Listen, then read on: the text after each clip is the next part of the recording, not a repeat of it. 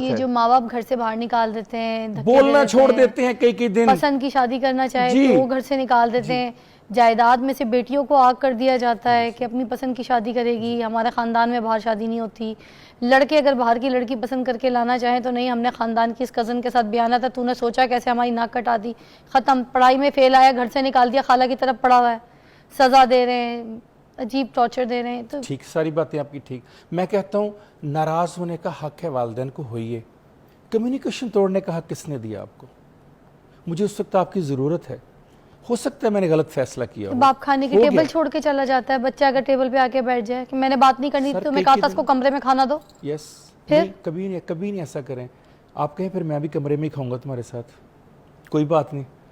अगर बेटा कह रहा है, बेटी कह रही कमरे में खाना, कहें ठीक है, हम दोनों मियाँ बीवी वहीं आ रहे हैं, वहीं खाते हैं, कोई मसला नहीं है। भाई वो तोड़ना चाहता है, आप ना तोड़ने दीजिए प्लीज़। आप कनेक्ट रखिए उसके साथ, आप बड़े हैं, आपको समझ है। वो बच्चा, उसको बच्चे के तौर पे लीजिए प्लीज़।